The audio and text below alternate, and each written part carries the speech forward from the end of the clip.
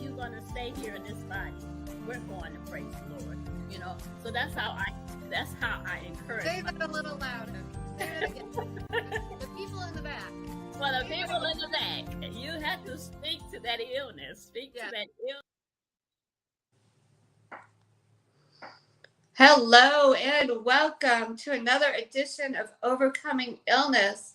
I'm Paula Denoncourt, your host, founder, and CEO of Enrich Your Health.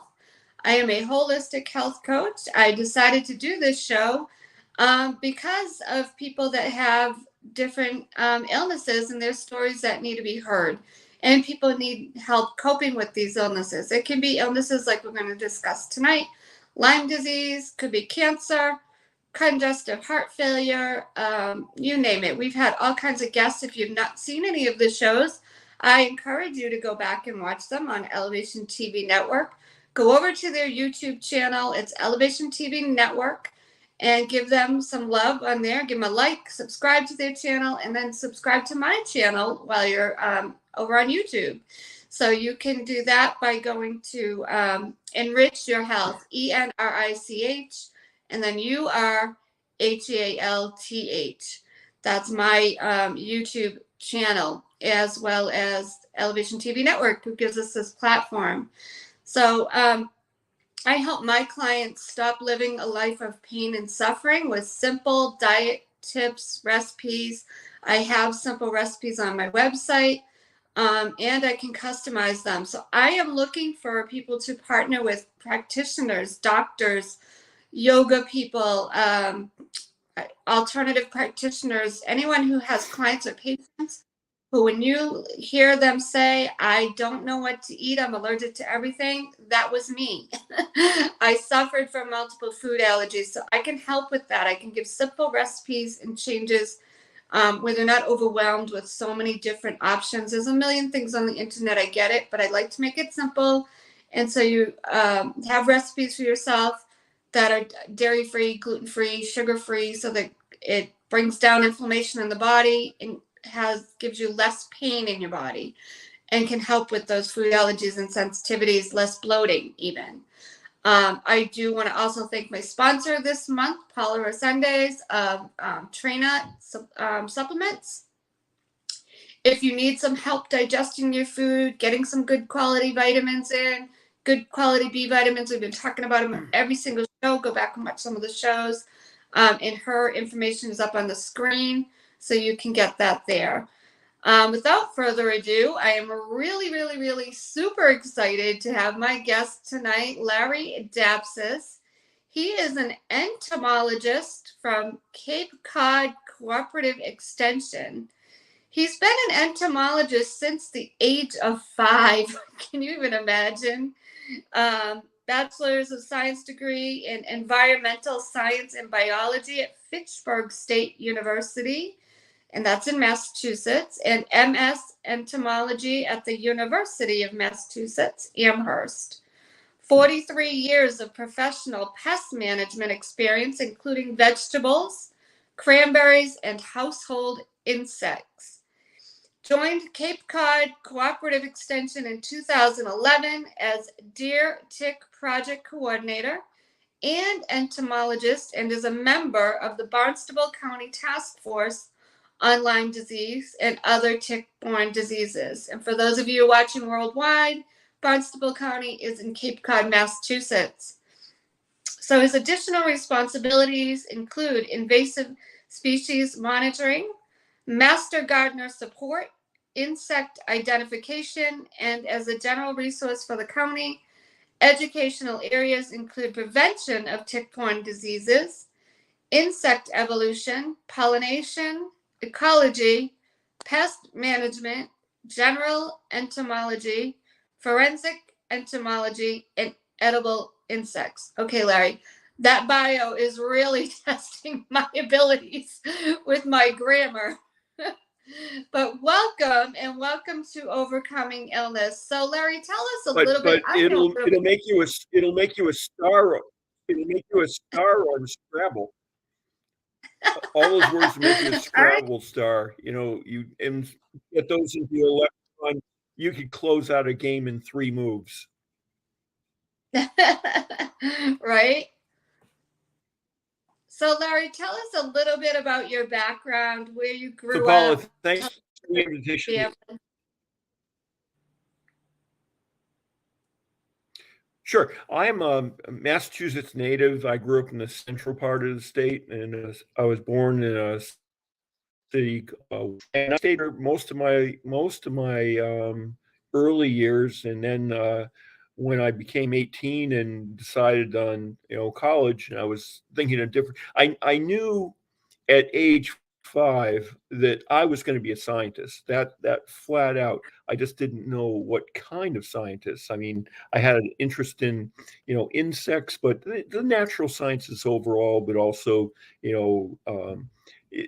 I wandered into geology, and I wanted to, think about NASA at the time because Gemini and the Apollo programs were big when I was a kid. So I knew I was going to be in the sciences, but when I decided to go someplace that I could afford as a young poor kid, Pittsburgh State came to light, and I entered their biology and environmental sciences program, and I took a strong interest in surface water ecology. In fact, I had a big internship with the Nashua River Watershed Association, where we were looking at indicator organisms as and different species of insects and other invertebrates as indicators of water quality. So that was a really interesting one.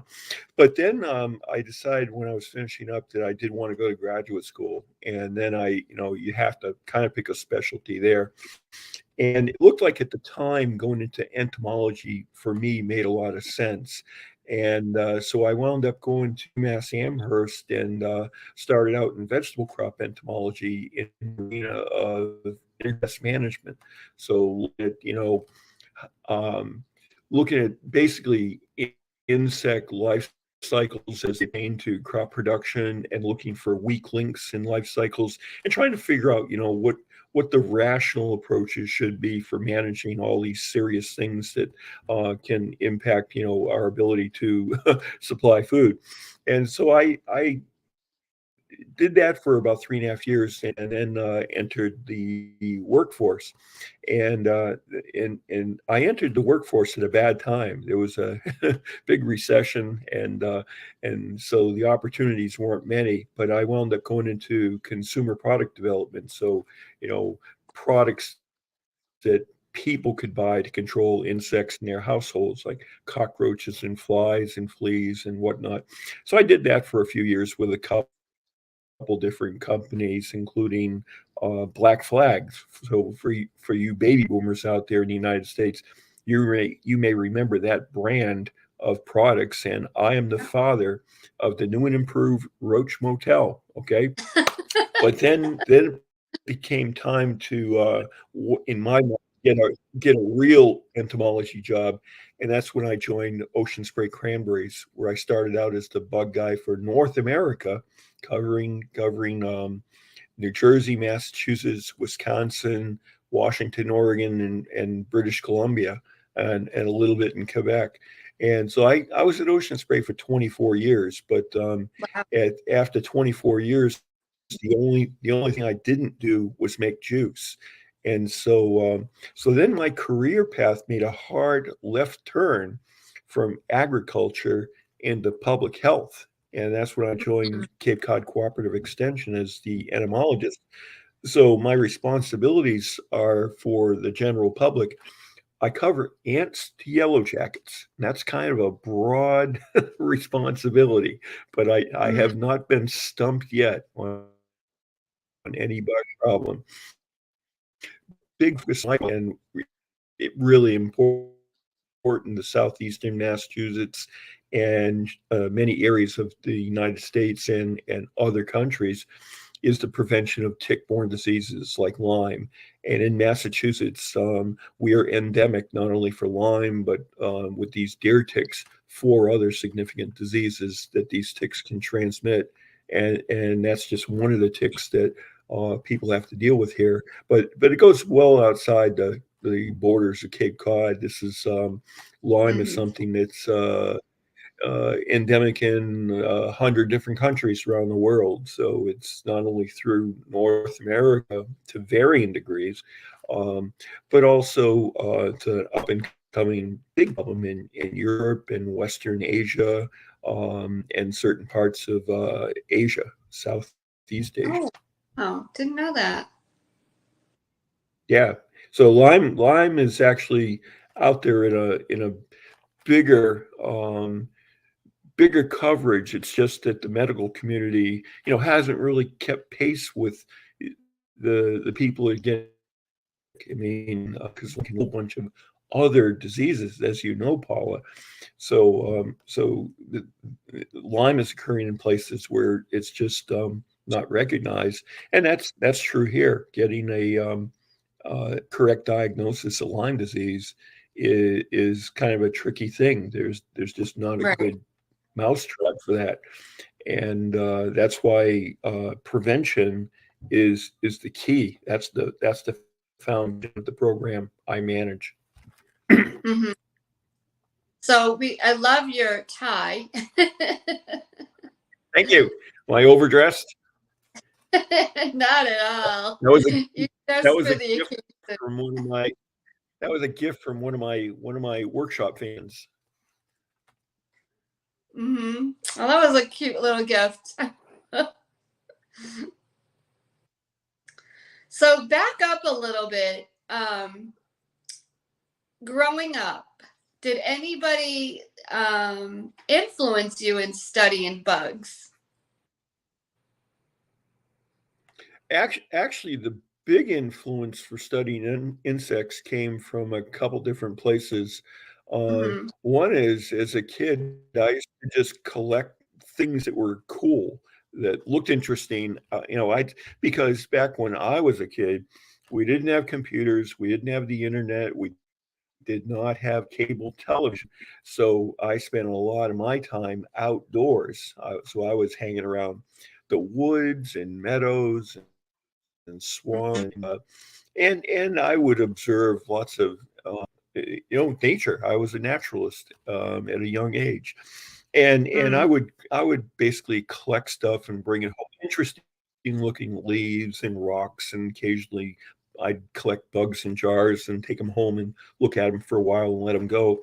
But one summer I was seeing some things appear on bushes that at the time they looked kind of like styrofoam, even though styrofoam was just invented when I was, a 6-year-old kid. But they look cool, so I would break them off the bushes, bring them home, toss them on my bureau, and I was in the first grade, and one day I was coming home from school, and my mom was waiting on the front porch, and then I heard, "Lawrence Joseph Dapsis, get your butt in this house right Oh now." no. And when you hear all three of your proper names in one sentence, Paula, you know what that means. That Oh means yeah. it's time for a staff meeting. And my mom escorted me to my room and collected were praying mantis egg cases and at the same time. And so around my room, on my bureau, the walls, the ceiling, were hundreds of little baby praying mantises that were walking Oh, around looking for their first meal, like a fruit fly or something. And I oh. thought it was the coolest thing I had ever seen. Yeah, hundreds of praying mantises. And I was, the luckiest kid in the world until my mom took out the vacuum cleaner and took care of what she perceived to be a problem in the household. Ah. So that was the end of my housemates for a while. But I think that did have a lasting impression upon me.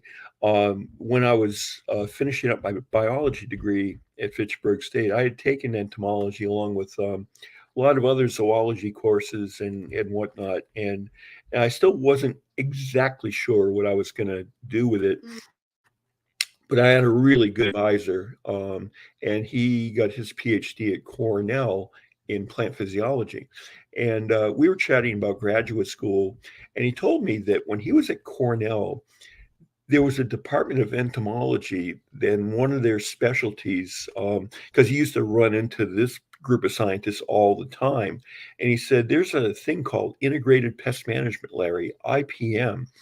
And he said, if you go into a degree in entomology and integrated pest management, not only might you have a job in a very specific field, but you can make some money, some good job opportunities. And when I looked into entomology and pest management, I saw a big world in front of me.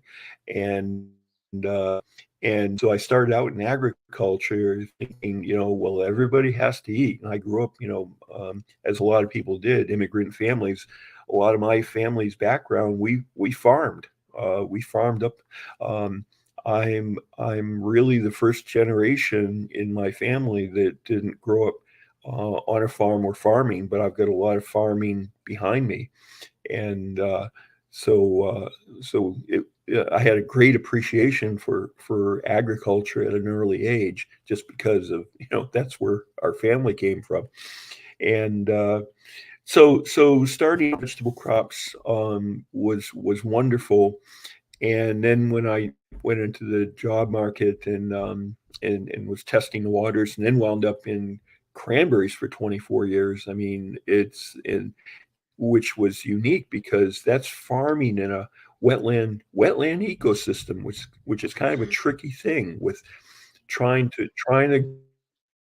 grow and maintain things like water quality and uh, we evolved to a point we are great at being able to manage crop in a environmentally compatible way.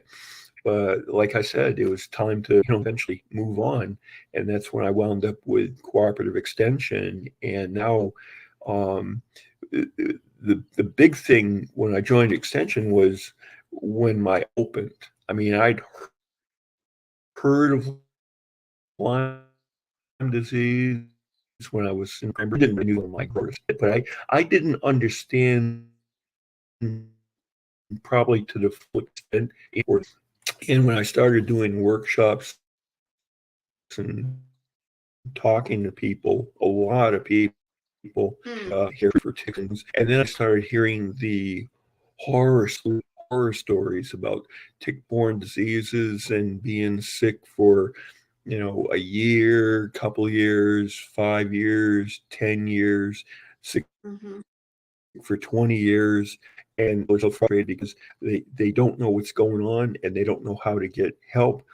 And I saw that what I can do is let's prevent that tick bite in the first place, so nobody has to go through this. Because Right. once you get into that arena, you don't know the outcome, and that should be kind of scary. And there are things Right. from the standpoint of prevention. So our program is an aggressive outreach. I'm just many people as I can through various media, so live in-person workshops, work with the media closely. You are Mhm. a phenomenal opportunity for me to get our message points out. So Yeah. it's a constant dialogue that I now have with many people. Yeah, I think it's amazing what you're doing, Larry. I remember when I met you, I went to a group meeting with Central Mass Lyme Foundation, which is what I started to go to all their group meetings. And if you've never seen my program before, I'm a Lyme disease advocate. I've gone to many, many meetings for them in Massachusetts. I'm in North Carolina now. But I just commend you for all the workshops you're doing in teaching people how to prevent Lyme disease. You and I talked the other day. I see people rolling around on the grass over here and stuff, and I think to myself, do they have anything on to prevent a tick bite? Probably not. They probably don't even think about it. I mean, they're all dressed up. It's a restaurant right aside of it, and they're all dressed up to the nines going to this Mhm. expensive restaurant. I'm on a lake. It's beautiful here. And I'm like, these kids, they're young, they're just rolling in the grass. I'm sure they're not thinking of putting on some DEET or something, rolling in the grass. I Sure. guarantee you that. So we need to educate. So with that, Larry, let's talk about some of the things people don't think about, even with, with ticks and prevention. So considering the mild winters that we've had, what is the likelihood of an increased tick population this year? And what are experts predicting? You were telling me it's a little bit different for the South as it is for like New England or Massachusetts. Sure. In the Northeast, in the upper central Midwest, I mean, overall, we had a mild winter across the board. And I normally get calls in the spring from the media like, Larry, what's the tick for? When tick season start? I say, I say, well, it started. It never ends Right. actually. Right. So it's 365 days a year. In terms of whether this is the year of the tick apocalypse, I take a kind of let's look at this from a scientific standpoint. Mild weather does not create a tick population. And the idea that even if you get a cold winter, it'll kill off a number. Ticks actually, the cold weather, even really cold weather, like when I was traveling to Wisconsin as a cranberry scientist. I mean, in Wisconsin, 25 below zero, happens all the time out there. And in Wisconsin, ticks are quite healthy, and Wisconsin's quite endemic for Lyme disease. So even in our worst winters here in the Northeast, Paula, the ticks are not impacted. They actually synthesize a chemical called glycerol. Well, these guys make antifreeze. Okay, so not only they make antifreeze, they're tucked under the snow, so they're insulated, so they're fine.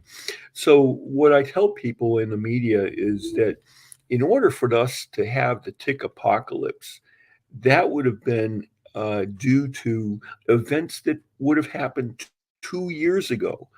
If we had a huge tick population rolling over us, it would have been because that we had a phenomenally large acorn crop 2 years ago, which would have made the mouse and chipmunk populations and other rodents spike last year, and that would have led to an increase in tick populations this year.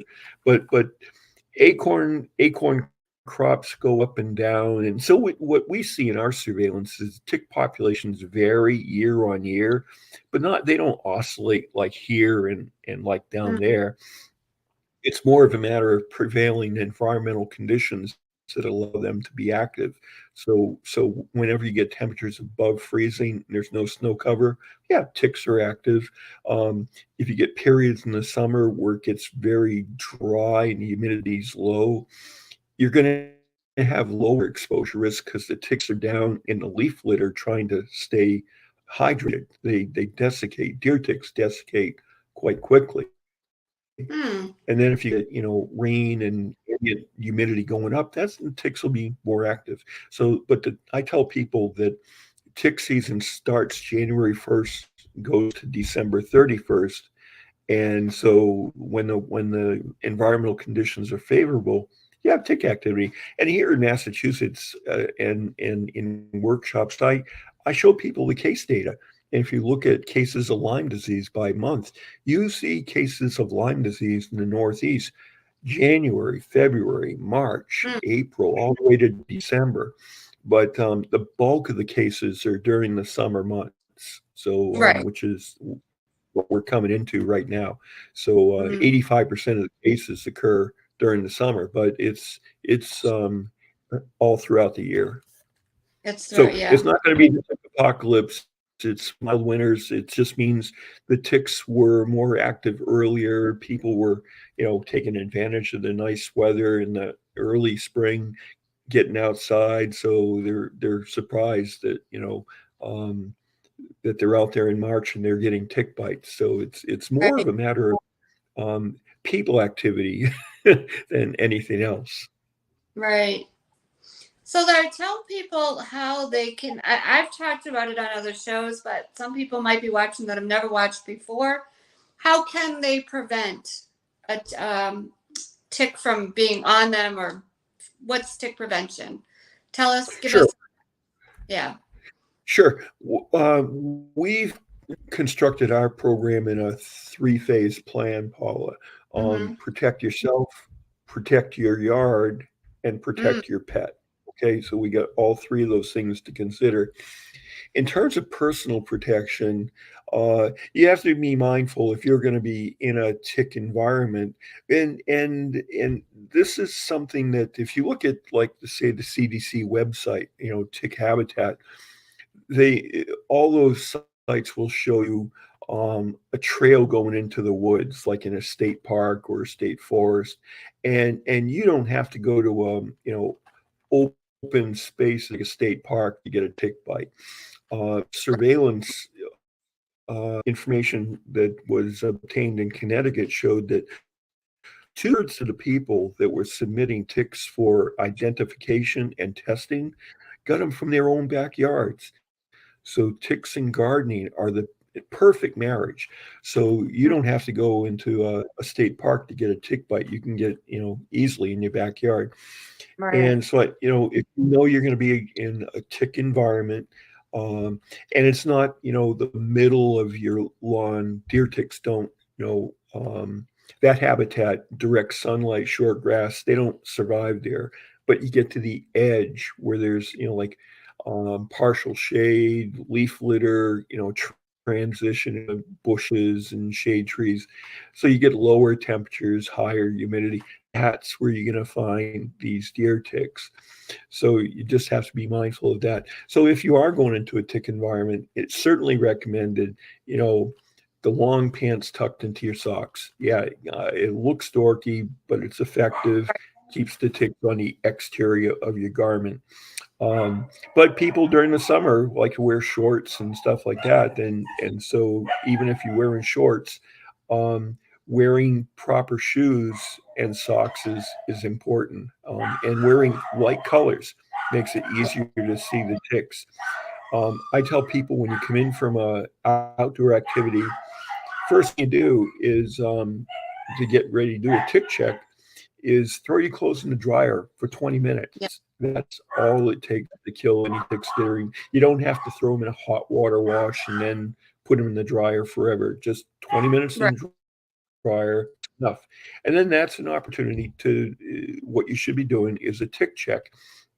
And as a lot of people experience, ticks can get in some funny places. So Right. the typical places are, on your hip, around your neck or behind your knee, but you got to think about between your toes, your pelvic area, under your Mm, arms. So they um, any tight places where clothing becomes restrictive is a place where you're going to find a tick, but you can mm, basically find them anywhere.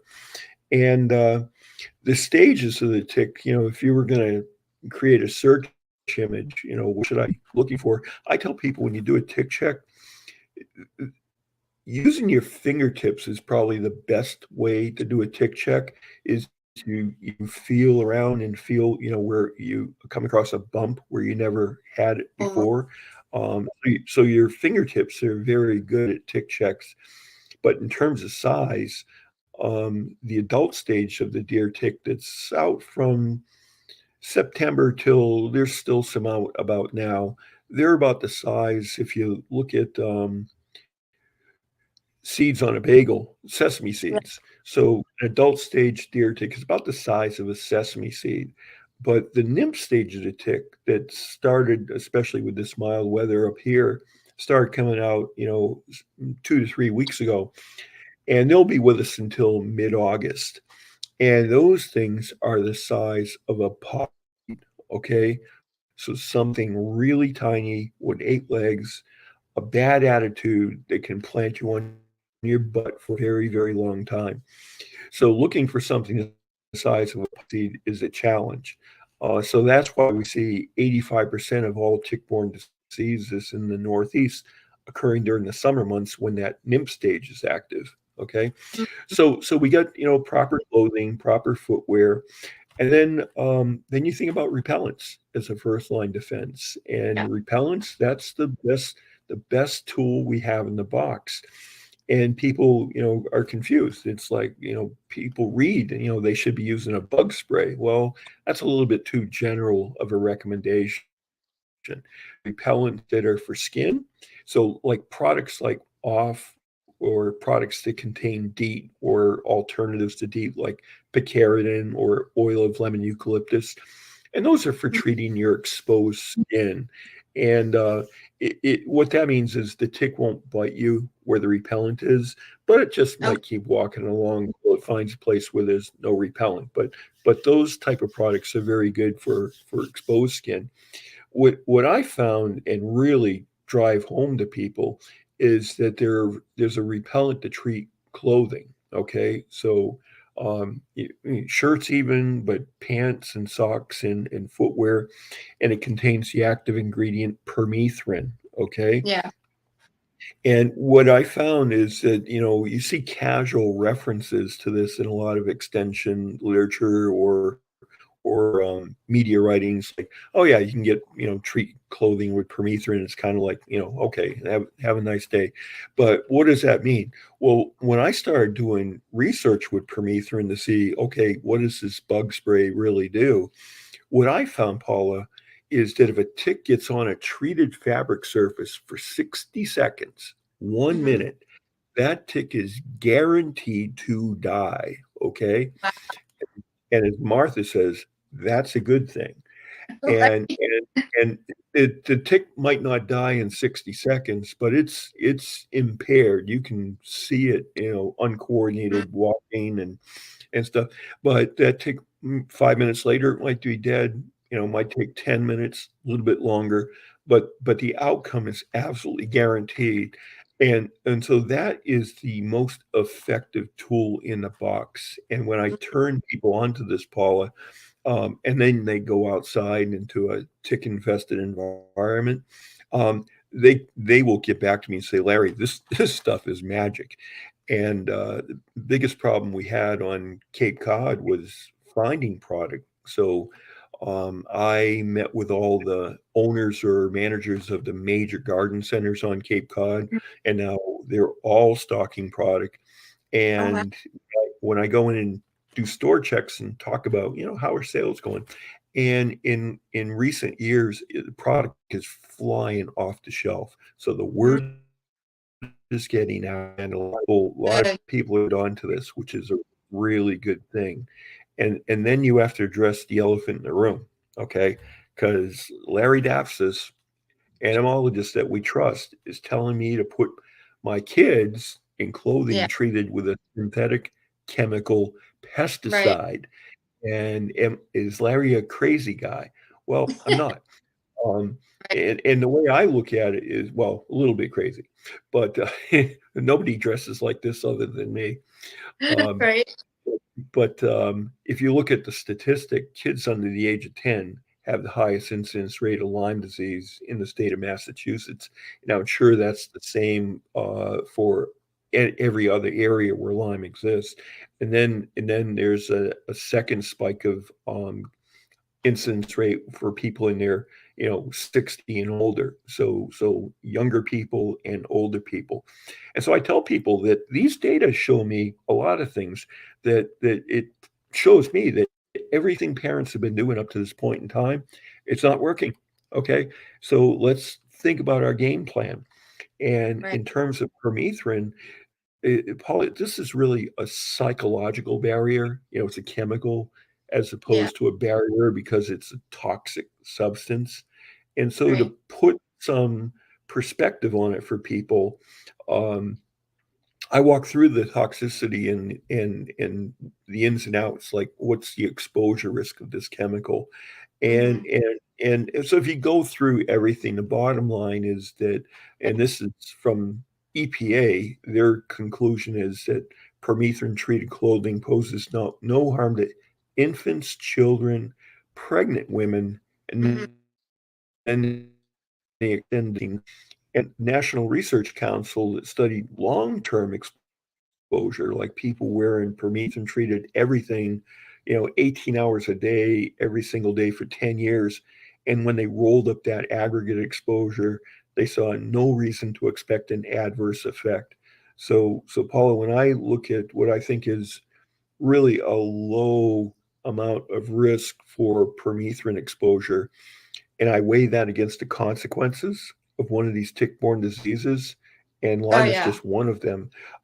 For me, that is easy math. So Right. parents should not hesitate to be using this to protect their kids. It's what we need to do. Yeah, they don't see the big picture. They, even myself, I didn't know a few years back what Lyme disease even was, let alone what, chronic Lyme was or any of that. So they just don't Sure, and it's know. hard to yeah, it's hard to even diagnose in a kid. How do you ask a kid if their joints are feeling arthritic? I mean, Mm, they've never they don't know what you're talking about. right. So that's and so kids are an important component of protection. And here on Cape Cod, we have a much older demographic. I mean, there's a lot of retired people here on Cape Cod, and so our population has a higher average age than compared to the rest of the state. So we have, not only Lyme that they're susceptible to, but babesiosis and anaplasmosis are also transmitted by deer ticks. Um, Most of those cases occur in people 60 and older. And here on Cape Cod, in our surveillance research, we see a certain degree of co-infection. About 10% of the Right. ticks are packing more than one bug, and you can get more than one of these diseases at the same time. So permethrin treated clothing and footwear year round. So to that end, we actually scripted and produced a 10-part video series on Mhm. everything you need to know about tick biology, diseases, and how to get ticks tested and repellents. So if you go to our website, capecod.gov, Okay. capecod.gov/ticks, there'll be a playlist for all 10 videos. And one of our videos is on permethrin treated clothing and footwear. And hands down, it's packed with really solid information to a point Oh, where good. the Appalachian Mountain contacted me last year that they're using our permethrin video as in-house training tool because it's so good. So our information on our website, it's available to anyone, and Hmm. I'm an available resource. Call me. I'm Oh, open for good. Yeah, business. I'll definitely check that out. So, Larry, we're just going to go to a brief commercial and we'll be right back, okay?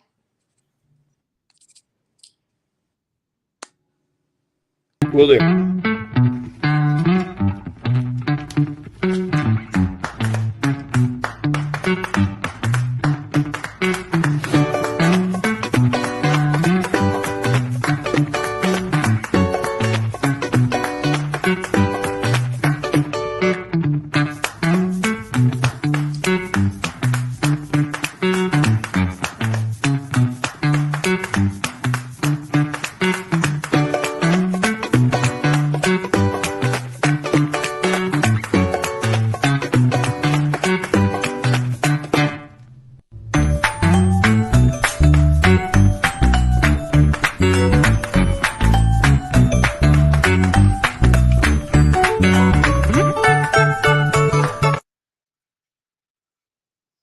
All right, and we're back. So what you just saw was a commercial for Paula Resendez, our monthly supporter and sponsor from Trina and Supplements.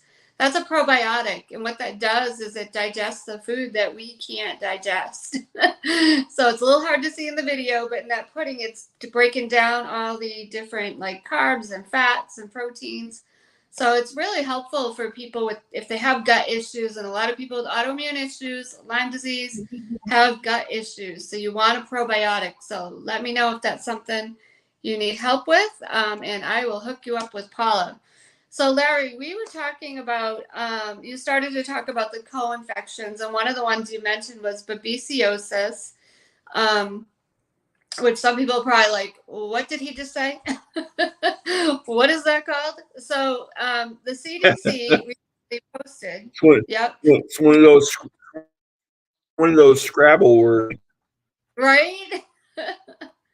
So the CDC recently posted about a significant rise in babesiosis. So tell the people a little bit about, help them understand what the heck is it all about co-infections. Like you've got Lyme disease, but there's also infections that come under the umbrella of Lyme disease, and babesiosis is one of them. So tell the people a little bit about that. Sure. So deer ticks, there's we now know of 5 different pathogens they can transmit to people that make them sick. So we have Lyme, by far and away is the most prevalent, but Babesia, and after a while, Paula just kind of rolls off the tongue. But anaplasmosis, relapsing fever, and Powassan virus. Yeah, the CDC, there was a lot of media coverage lately that there's been a 25% increase in the amount of babesiosis out. Well, we don't know so much about that type in Cape Cod for a number of reasons, but it's not, babesiosis is not new to us. In fact, the first case of babesiosis in the United States was diagnosed in 1959 on Nantucket. So basically, Cape Cod. And so we've known about this organism, and it's a player here. I know people have had it sometimes with Lyme, and babesiosis. It can land you in the hospital in a heartbeat. This is like, it's really kind of like getting malaria, and so your plate counts will drop like a rock off a cliff. And it, unlike Lyme, it can be directly fatal. And we see Babesia infected ticks in about 10 or 12% of the tick population. So it's out there, and it's significant. So what the CDC was announcing was the fact that they're now just getting around to surveillance. And so when you go out and measure something, that you might find it. And that's what the CDC is discovering, is that it was there. It looks like an increase, but because if you start it, you're not measuring it, and now all of a sudden you look, it may have been out there at a low level, and now it's 25% more. It's just you're looking for it, and so the way the data are being collected in Massachusetts now is different. So we don't have insight into number of cases. It's our state Department of Health is recording number of visits to an emergency room due to a tick bite, and then discharge with what looks like maybe a tick-borne disease. So we've lost some visibility, but the argument is that the data that were being reported from doctors was flawed. It's way underreported in the CDC. They may cite there's 35,000 cases a year, but people in the know believe that it's more like 350,000 cases a year or more. So it's 10 times underreported. So Wow. that's why Massachusetts has taken a different tact on reportable infectious disease as far as tick-borne stuff goes. But when the data were being gathered, I was contacted by a person at Harvard School of Medicine, and they basically were looking at trends of Lyme disease, and they were baffled when they got to Barnstable County, Cape Cod, and then they realized or found out that we have a very aggressive education program. And Dr. David Scale contacted me. He said, Larry, whatever you're doing, keep doing it, because Barnstable County is the only county in the state where the incidence rate of Lyme was not increasing. So we're out there, but people are listening to us. We've got, core messages like treated clothing and footwear, and people are responding, and we can see it in the data.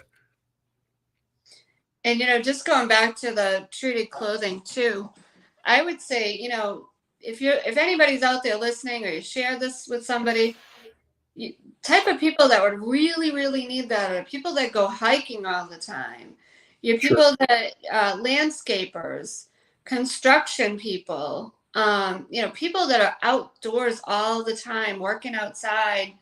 Um, that's what I would, besides kids, just, adults that are always outside and working, and, that putting that clothing on is going to beat trying to spray yourself with off or some other type of stuff all the time, so, or, Yeah, or people tend to look at those all natural products, and all natural, it sounds good, and Mhm. you're kind of embracing something. It's all natural, it's effective and safe, and unfortunately, Paula, for this area, um, the all natural products that have like botanical oils and whatnot, they're totally ineffective as personal protection or yard sprays. And to a point you just made that was completely valid, like who's at risk? Well, I've spoken before the Cape Cod Landscape Association and different gardening groups, partners, Yeah. garden clubs, outdoor sporting group clubs. Yeah, there's all kinds of groups that we try and touch on. Yeah.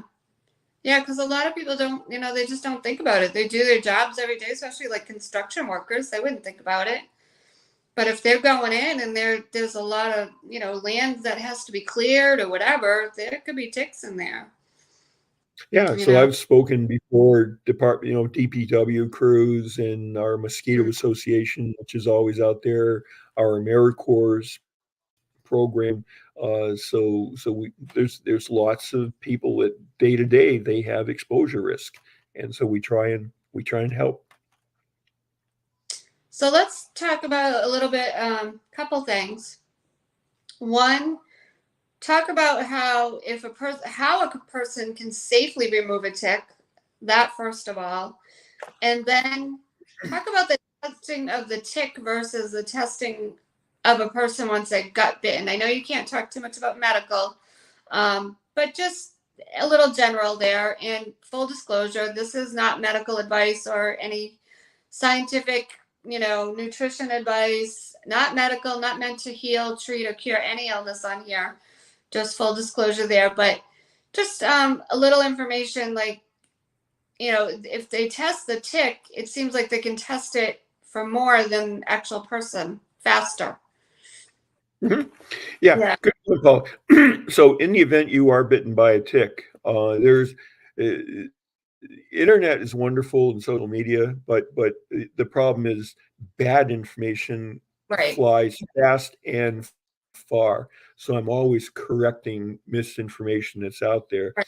So in terms of getting bitten by ticks, you see the old wives' recommendations, like the dish detergent or the Vaseline, Yes. so that the tick will eventually back itself out. The problem with that, Paula, is the longer that tick is attached, just means that it gives the tick more time to transmit one of these bugs into you. So there's a lag time. So for like Lyme disease, we have a 24-hour rule of thumb. If the Mm. tick is attached to you for less than 24 hours, the chances of getting Lyme are reduced. It's not zero, but it's reduced. And after 24 hours, risk of transmission goes up. And it's the same for, things like babesiosis and anaplasmosis. They're Mm. 24-hour plus or minus. The exception being Powassan virus. The transmission time is 15 minutes. So Oh. in the event you want to get a tick out of you quickly, it's that's all you need, or that's what you should have. And you just grab that head, tick as close to your skin as you can get, just gently pull straight up. And in the event you see something left behind, a lot of people assume the head's embedded in there and it's a disaster. Well, Mm. ticks have a mouth part, okay? And if you pull it too hard, the beak breaks off. And that's the only Mm. part that's in you. And that doesn't transmit it doesn't contain the pathogens. It's like a soda straw. So Okay. if you see that left behind, it's with a little Neosporin can dissolve in 2 days. It's like a wood splinter. Um, But so you just grab that tick, pull it, and then what to do with it? Well, a lot of people, will flush that tick or dispose of it, some other way. They Burn it. might burn it or tape it to an index card, put it on their refrigerator as a little tick morgue.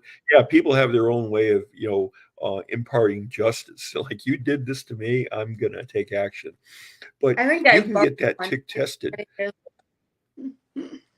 Oh yeah, a lot of people take out, rage on a tick Mhm. that they removed. Um, but you can go and send it to a lab like at UMass Amherst. Yeah. There's a lab there, and they can test that tick for all the pathogens it was potentially exposing you to. So the lab we use is at UMass Amherst, and it's called tickreport.com.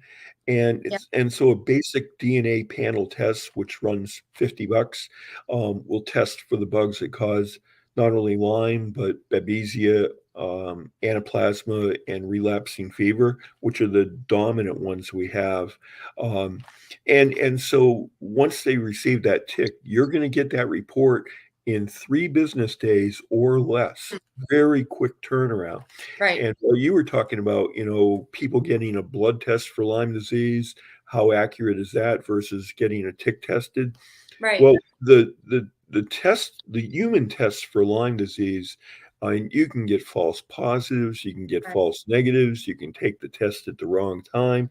So there's a lot of ins and outs to testing a person for Lyme disease.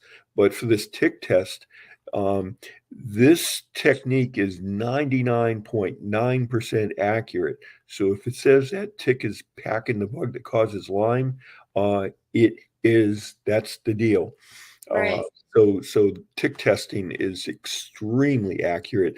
And so for a patient, it's actually good because you have solid data that Right. you can now, if you're not feeling good, now you can have a conversation with your primary or your kid's doctor. You can say, hey, my kid was bitten by a tick, say 3 weeks ago, and is not feeling good, or I'm not feeling good. And this tick that we pulled off had this, and maybe even this, because we've seen scared pathogens.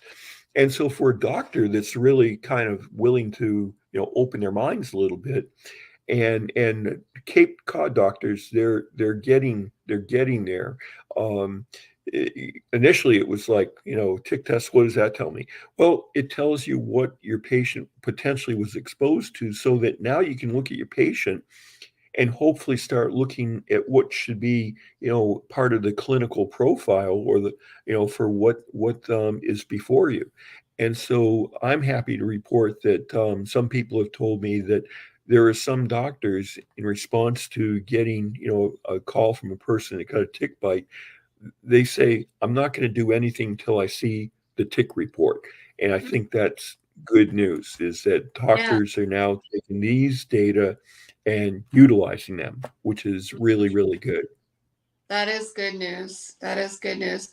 Yeah, I just really wanted to address that because who would think if you test a bug or a Yeah, tick that it would just be so much simpler than having to go through all these tests yourself. It just kind of saves that person from a lot of things that they don't need necessarily if that tick gets tested. So, sure. And if the tick test comes back negative, as long as that was the only tick on you, if right. that comes back negative, that's a peace of mind, Paula. That's a peace of mind. Absolutely.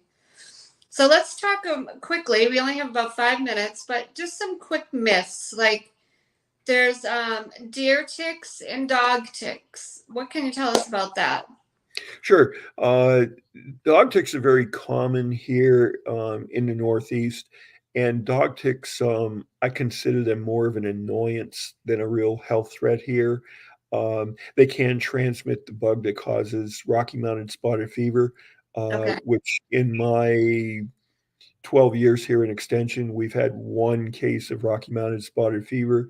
Down where you are, Virginia, North Carolina, Rocky Mountain is much more common in southern states. So dog ticks down in your area, dog ticks are, they're more of an important part of the landscape as well as deer ticks.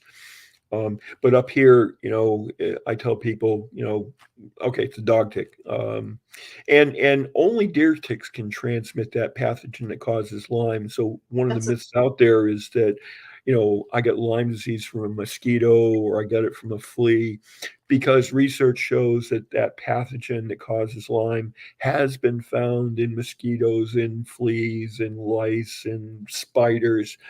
And just because you find something like pathogen like Lyme in a bug like a mosquito does not equate to it being a successful vector. So yeah, people have find this bacteria in the mosquito, but it can't transmit that pathogen. Okay, and there's all kinds of complex biochemical reasons why that occurs. So this disease that causes Lyme is specialized for this deer tick. So we have deer ticks and 5 different diseases up here. Dog ticks that we consider more of an annoyance. And the newest player we have up here, but very, very common down south, is the Lone Star tick.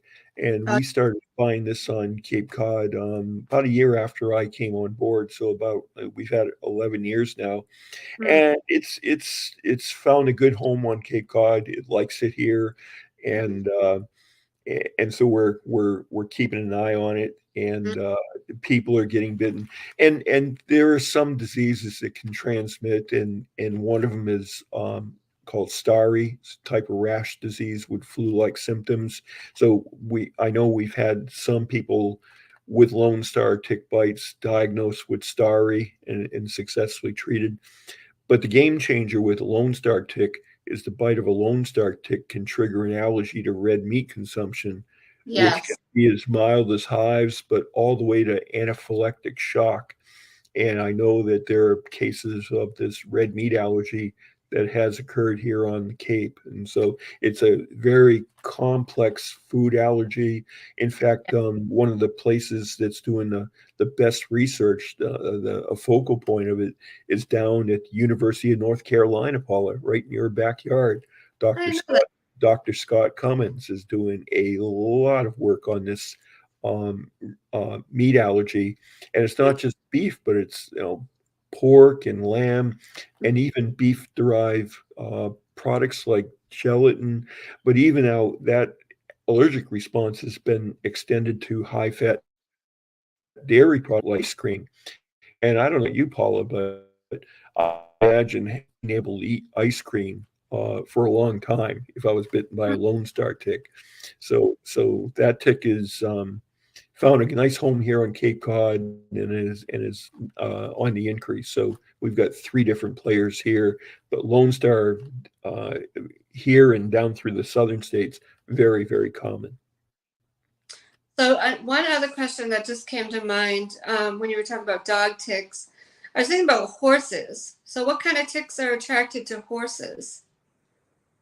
Deer ticks quite common on horses. In fact, Okay. behind people, in terms of pets in Lyme, uh, dogs dogs are very susceptible to Lyme disease. And ironically, there is a vaccine for Lyme for your dogs, but not for people yet. Pfizer has one in the works, maybe years down the road. Mm, But you can get a vaccine for your poop, but it shows up in horses and goats. So you have to be mindful of your big pets as well as your smaller pets. right. Well, we got about 1 minute left. So tell everybody once again where they can reach you, whether you have email or website, whatever, phone number, whatever easiest way for people to reach you. If Yeah, they even want, the yeah, easiest way to look for information that we've posted is on our website. And again, it's capecod.gov, G-O-V, and /ticks. And that'll take you to our tick and insect page. And okay, again, we have the video series. It's 90 minutes of material in like 10 little buckets. So you Mhm. can make yourself some popcorn, pop a Yeah, cold one, and you get a lot of information. And as a bonus track, Paula, a documentary was made about me and our efforts here. Yeah, it's called okay. Tick Days. An independent filmmaker followed me around for about a year, and this documentary showed in a number of major film festivals. So Wow. I'm quite proud of that. So that's on our website as well. It's called Tick Days. Uh, Mhm. and for further questions, my contact information is on our website. Okay. Well, this has been fascinating. I'm just going to sum up a couple of things because I think it's a lot of information for everybody. But I think you really helped us with some myths. Like a lot of people talk about other insects can carry Lyme. You mentioned it can carry it, but it can't transport it. So that's huge. That's really good to know. Talking about the chemicals in the clothing, a lot of people are concerned about that. You address that, like what's worse, being ill the rest of your life from a Sure. tick bite, and trying to pay for all this medicine and herbs and whatever it takes to get well, or to just wear this chemical that has a low exposure rate. So you gave us scientific backed evidence, which is huge. I mean, I can tell people till I'm blue in the face, but I didn't have that scientific evidence, so that's huge. And then just talking about the dog ticks versus the deer ticks. The deer ticks are attracted to the horses, which that's what's the deer ticks are transporting the Lyme. So I think we really addressed a lot of myths that people weren't aware of. And especially I see this all the time on Facebook, the like putting the dishwashing liquid, the Vaseline, different things on the tick. What I was told, and you can probably tell me this too, is it can aggravate the tick too to put that stuff on there. So it's going to bite harder. I don't know. That's a myth as well. That's Yeah. a Okay. little anthropomorphic. Is that you read don't agitate the tick because it'll throw up. Well, Yeah. tick So plumbing doesn't work like that. They're not going to. You can't make them mad and they throw up and get you. So it's take that off the table as well. okay. But it's good for people to know. And one last tip that I've mentioned on another show too.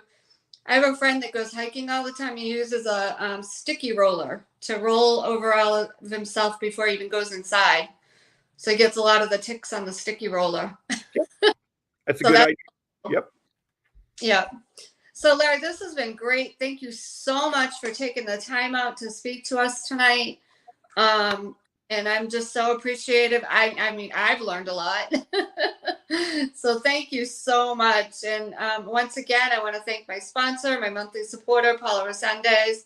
If you guys need some good quality supplements, if you have an autoimmune illness, not just Lyme or, just not feeling so great, you want to check out her supplements. They're really good quality. I would recommend them. We have, really good stuff. So you can go back and watch some of the replays to see a little bit more about the supplements.